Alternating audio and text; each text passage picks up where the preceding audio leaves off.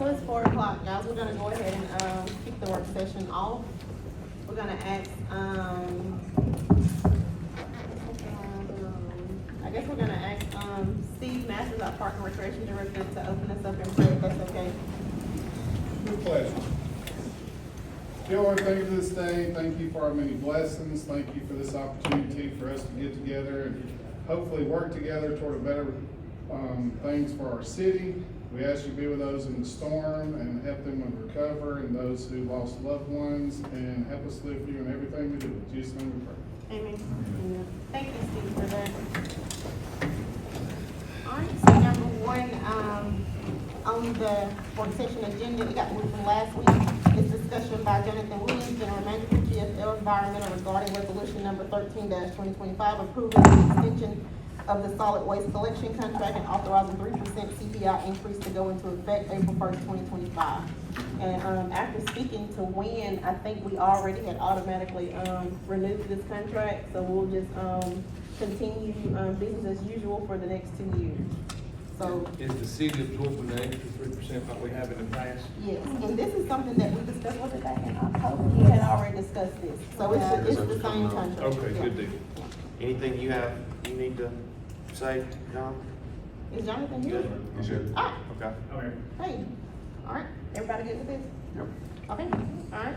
All right, number, 2, discussion regarding resolution number 15-2025 concerning a memorandum of understanding with Second Street of Sylacauga LLC for a proposal retail development. It's taking all this,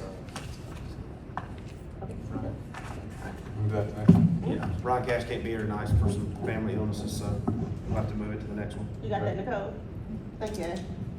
All right, next item, discussion by Margaret Morton, Executive Director of Sylacauga Alliance for Family Enhancement, state regarding a request from Coosa Valley Healthcare to use one senior transportation van to transport residents to the East Alabama Senior Day on May 8, 2025, held at the Talladega Super Speedway. Coosa Valley Healthcare will cover the cost of fares.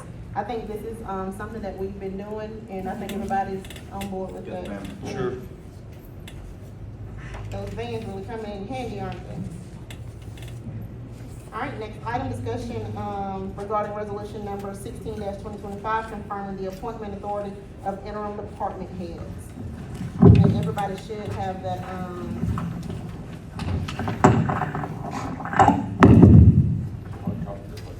I thought I had a hard, did I not have a hard copy of those? Yes. It's in that green folder.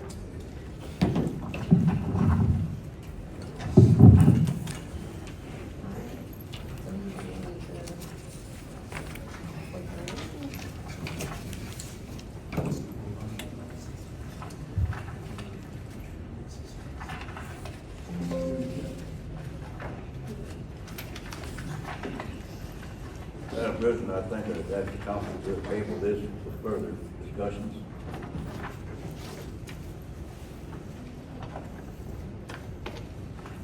I think a resolution needs to be reached. I didn't hear what he said. He Ma'am, said he what'd you thinks, say? he said he thinks we need to table this until further discussion. No, we need to go and Discuss pass it now. this. We can discuss it now. I have some things on that. Let's Okay. just go ahead and discuss it now. Yeah, that's the Okay. whole, yeah, that's the whole point, y'all, for us to, do it in the work session, so we can go ahead and get all of our, make all of our notes and comments together. All right, Lori, you wanna go first? Yeah, okay, so interim positions exist to maintain departmental operations until a qualified permanent replacement is appointed, not to make lasting decisions that impact city employees and the future of Sylacauga's government. These positions are temporary by nature and do not require the same level of qualifications, testing, or vetting as permanent department heads. I'm concerned with this for ethical reasons. I believe that we are overstepping our role between what is the legislative and what is the executive branch of government.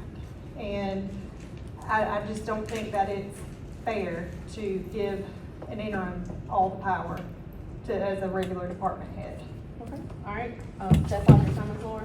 For you, Okay, Lee, you wanna go? I think an interim does have the authority, but I think that for the avoidance of doubt, we should probably check to make sure that this doesn't violate any civil service board rules. Okay. There's no list of what an interim can or cannot do. An interim is the same thing as the person holding the position. There's no list saying, oh, but you can't do this, oh, but you can't do that. We just need to make sure that it's not gonna violate civil service board policy in some way, I think. Okay, that's all your comments, Lisa? Yep. Nate, you wanna go? I've read the city's policy, I've read the civil service board's policies. There's nothing in there that says anything about an interim what they can and can't do, period, paragraph.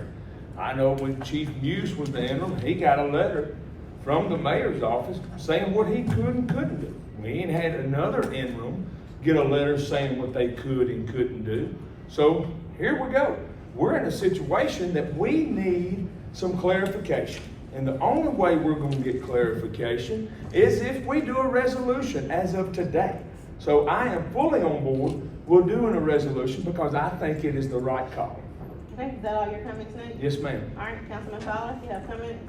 Yeah, I just think if we put an interim in place to run a department, especially the department head interim, why even waste the time choosing one if we're not gonna let them do the job that they're supposed to do, number one.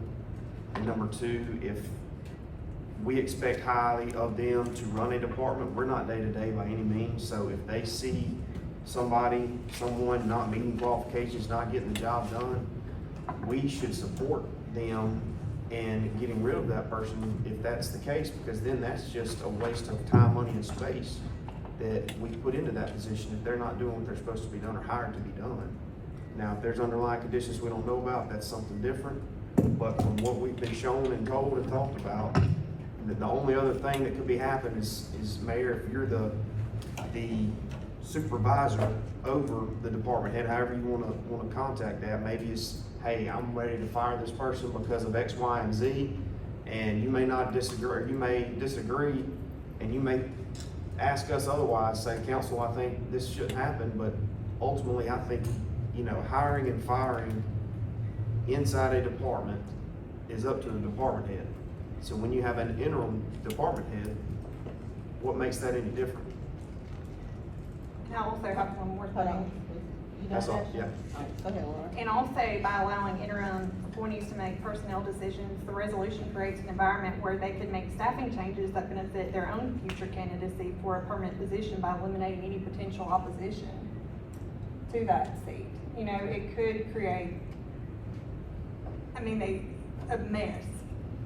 And I get it, but that could also go both ways with an interim or a full-time person. And I have to agree with Nate and Ashton and, with some of the comments Lee made as well. I think it shows that the city is competent enough to put an interim in place to where we can trust them to do the job. And again, why put somebody in place if we're not gonna trust them to actually do the job? Well, and to, one other thing, we don't wanna diminish the mayor's office, his duties and responsibilities and what they're supposed to do, right? So that's why I made that comment of maybe getting him involved, in his office involved, saying, Mayor, look, you're my direct supervisor, this is what I think I should do, just kind of, hey, this is what I'm about to do because of X, Y, and Z. And that's why the communication flow would flow a little bit better, because ultimately an executive decision, you need the mayor's office involved. So that's the only thing missing from this equation. Everything else I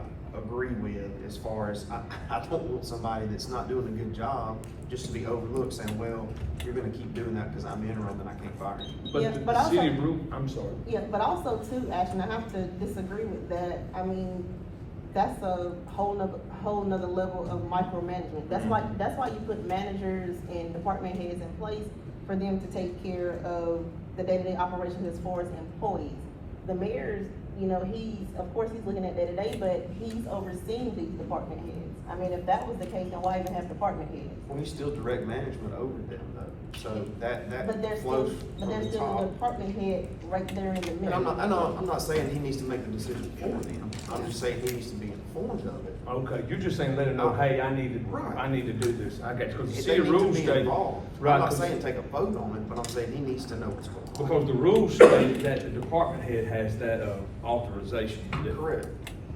But I mean, he should be involved, but he should know what's going on day-to-day anyway, though. One more comment though. If the person who's named as interim department head has a responsibility to make sure that certain timelines and job performance requirements are fulfilled, them not reacting within that timeline to problems that they see as a department head, even an interim department head, means that they're not doing their jobs. So, with that in mind, using the example, it would seem that we have to do this. All right, and so, I'm sorry, one more thing. And in future instances, if there are some, if this comes to play in the future, and we have a battle with no, they can't fire, yes, they can, we do not need to take that person and put them elsewhere. If they were hired for a position in accounting, they need to stay in accounting. If they can't do the accounting job, they need to go. It's plain and simple. That's what they're hired for. If they can't do the job, then they gotta Well, go. then you gotta figure out, if you do that, then you gotta figure out whose budget is coming from. okay, all right, so the issue at hand now is this resolution. Mhm. So, I know we have some different thoughts across the board. So if we're gonna vote on this, then are there any questions or amendments you would like to see made, or, I mean, adjustments or whatever as far as this resolution? That's what's at question now. I'm good as it's written. Can we table it for the next meeting just to make sure that we're not, because I mean, aren't we breaking our own policy, like our own city policy by not advertising this for up to 10 days for this change? And stuff?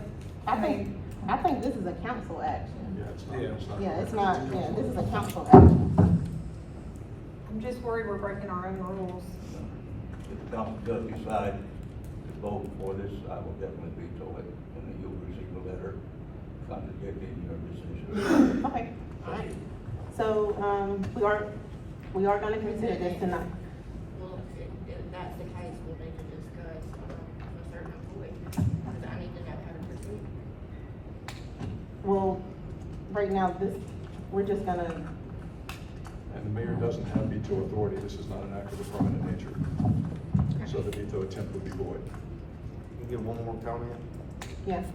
Just as it's a question more than anything.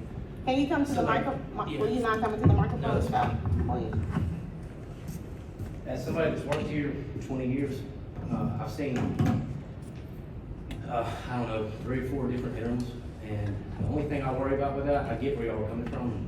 I guess it's more of a question, but what happens when, I've seen backstabbing go on when somebody's trying to get a promotion. So you got somebody that y'all put in place as a interim, but there's somebody who's just as qualified in the same department. All it takes is a write-up, and you can't get promoted for a year. So what if the interim writes up, let's say me and one other guy is appointed for the same position. He's interim, we're both going for chief. All he's gotta do is write me up one time, and I can't do that. I'm out of the running for chief, so you're giving a lot of power to somebody that's in place just for part-time.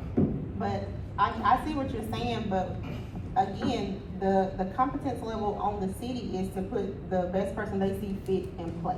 I So understand once that, but a they- lot of times it just goes to the senior person. But also too, but that can even be with a new hire. So that question that you just raised, it can be with somebody coming off the street and they work for you about a week and they decide, they don't like you. But, I mean, hopefully people aren't getting write-ups, just for nothing. Hopefully these write-ups can hold up, as far as our policies and procedures. I guess if not, that's probably something we have to, It's y'all's decision, that's just Yeah. my opinion on it. I think it's gonna create a problem down the road. Yeah. That's just my opinion. and I understand, but I mean, either way we go, there's gonna always be a problem, no matter which way we go.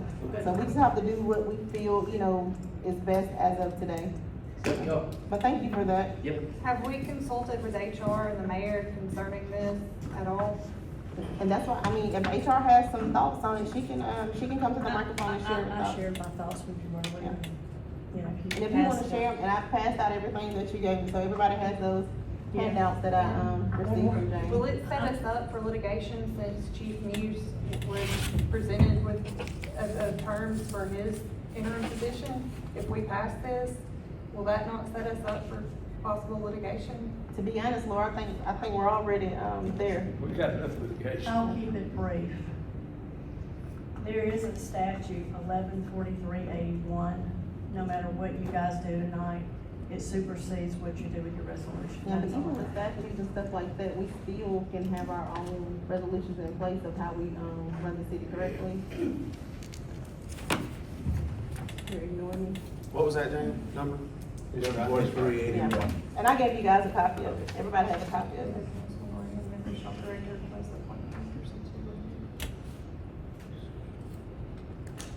Sorry. you Is did- that going off an attorney general's opinion? No, that's Alabama under state state code. code. State statute. You might wanna talk to Didn't we, Lynn. didn't we appoint the interim supervisor? Yes. Okay, Yeah. thank you. Alright. Okay, so any questions on how this is written?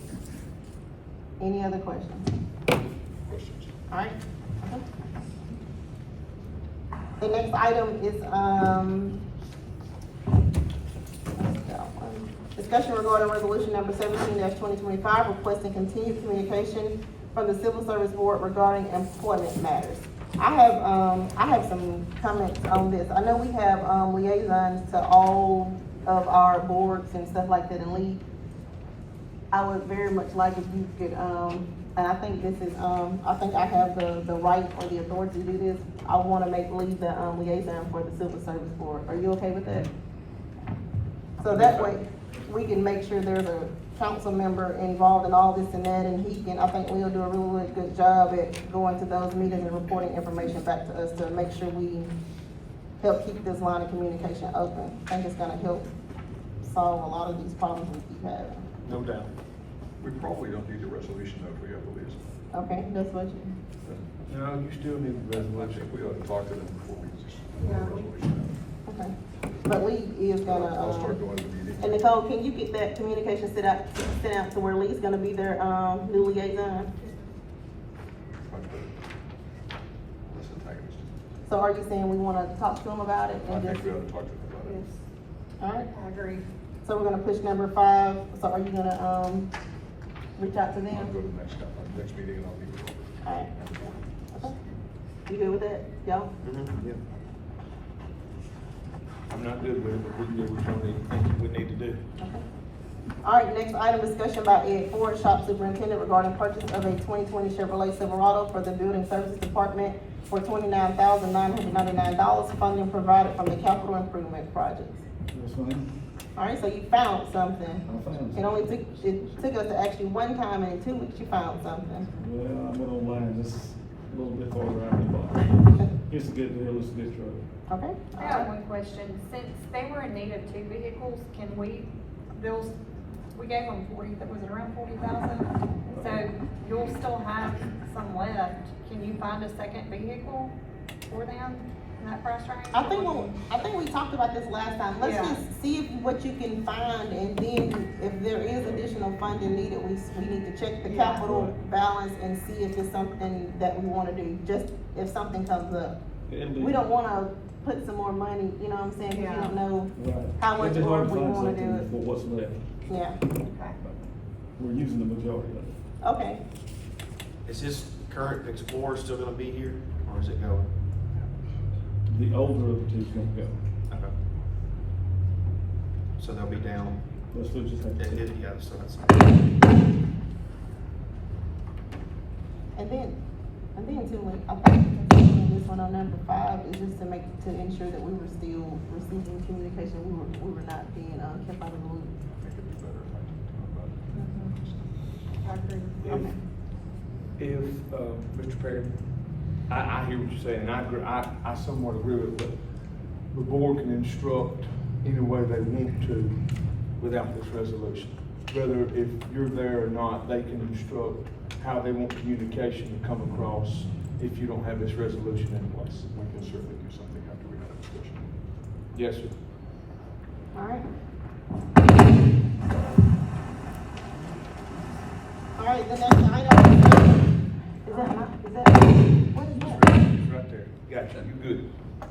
Alright, the next item, discussion regarding payment for legal statement received from Alexander Hyde dated January 31st, 2025 for $8,878. And Jane gave us a, copy with the updated amount in hours. Yeah, well, I've got a problem with that, because all it says is 43 hours, and then we've got some travel and mileage. I don't see anything that Ms. Hyde has done, or when she come, what she's talked to, or what she's done. None of this looks like Mr. Livingston's invoices. That's common practice that we usually get, and I don't see us being able to pay this without an itemized invoice. Now, I can't vote for it, nor will I vote for it, because you can't pay for something that with public funds, and it looks like you're trying to hide things from what you're paying for. I mean, you're paying $8,878 for 43 hours and 90 minutes, so, I mean, I don't understand this. The mayor asked to exclude the details since it is some of it is confidential. Who don't have to name names. who authorizes if it's confidential or not? We're currently in litigation, so. But all You of can it, list litigation matters as a But- line. Yeah, you don't have to put names. but all of it is, Yeah. Guys, if this is on the agenda tonight, Madam President, I cannot vote for it because I think this definitely raises some ethics concerns. Jane, is there a list that does not have names? Cause I mean, I think, and I see No, what the but I mean, issue. we could create another revised copy. Yeah. Yeah, but it is, Laura was right, it's a litigation That would- issue. that would We make don't it need to easier share for it me. But all of it is. With but- everybody. But we also make Win do it, as well, because on Win's, list, it is itemized, so it tells, Everything. but yours usually is though, that one we got, I think at the last meeting, the meeting before, that's what we were expecting it to look like. It tells what day, the person was contacted, the time, the dollar amount for the time, and there was no description in those line items, it just tells, Just hey, a meeting, Jane talked you to, know. Yeah. Robbie Hyde on Okay. February 27th for 27 minutes, and this is the dollar amount. I Okay. think that's what we're looking for. That's fine, we'll be happy to provide the council with that. Yeah, and that's all, and I mean, cause there was no description on the last one, but it did tell who did what on what That's day. fine. Yeah. Okay. Alright, can we all agree with that? Alright, and I don't think we're gonna take this, we're not having an executive session, right? Session, right? Nicole, right? No, executive session, no. Yep. And then remove number 12, number 14. We don't need to remove number 12, can we just I'm give it sorry, a I'm sorry. total? We gotta move number 12 because Brian got it. I'm sorry, I'm reading it. Oh, I was like, what are you talking about? So remove number 9. Hold on. So number 12, we're taking number 12 off of the agenda. Moving it to Brian Castro, be here next week. 9, 12. 14. Hold on, and one of these, is this legal invoice a part of accounts payable? So do we not, need to get an updated dollar amount? It's not on there, it's not on, or the accounts payable. This is the line. Alright, and then too, y'all remember, we never did, we did the interviews for the library board, but we never did do the, appointments. Okay. So remove 9, 12, and 14. Don't forget, we're gonna do 16.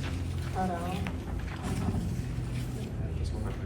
16, we're waiting on an update. And Jay, once you send that over, we can get that approved. Unless you can go get it in 5 minutes, or we can give you a little break and go get it. Okay. All right, so we took off 9, 12, 14, and 16.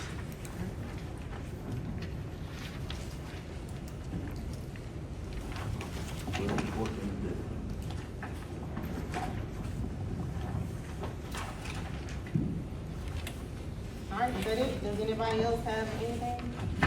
We can go ahead and. Oh, yeah, Ashton has something to share with the. Yeah, just a little letter, quick update on our city judge, Taylor Farr. I think all y'all received this letter, but I just want to go ahead and read it out to get everybody in the loop. He says, and he asked me to, he said, "Dear council members, if any of you are not aware, I was unfortunately involved in a head-on motor vehicle collision 5 minutes from a lake house on Thursday, March 6th, around 5:20. As a result, he sustained very severe personal injuries and undergone several corrective surgical procedures. Currently, he's been hospitalized at Lakeshore Rehabilitation Hospital for inpatient physical therapy. That being said, he said, I'm getting better and thankful to be alive. To that end, at the consultation of the court staff and personnel, we've elected to continue all cases currently set on the March dockets to the months of April and May. So they're gonna push those. This will allow us to pick up where we left off in March without any delay of our duties. It's my understanding Amber Johns and the other court personnel have been working in close detail with the Sylacauga Police Department, Johnson County Jail regarding new cases and cases that are currently pending at the junction. During this time, the court clerk's office will remain open for business as usual. Should you need anything from me, Taylor, regarding any questions or concerns, he's available by telephone and email. If y'all saw his card, He's see lucky that to be he's alive. lucky he got out of it. He Good to also hear from him. just said he did his first initial appearance just now through FaceTime. Yeah, sitting in the hospital bed. Yeah, sitting in the hospital bed. Still working. That's all, man. Hey, also too, y'all, let me give y'all the whole names on the applicants for the, library board, because we only got the last name. So it's Janice Adams, it's Becky Hackett, and it's Chelsea Strong, right? Right. So let's make sure, we say the whole names on the recommendation. You got it? But we're appointing two. Yeah, we need, it's 2 seats. We had 3. Applicants. Okay. Alright.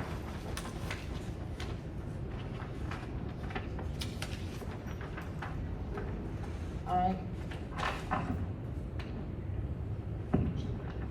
Yeah. Okay. Alright, is that it, y'all? Anything else? Mary, you got anything? What time is the basketball team coming? I know we were supposed to do that. Did we tell them? Tennis. 5? Yeah. That's fine. Okay. Alright, so we're gonna go ahead and, end the work session, and then we'll start the, council meeting at 5 p.m.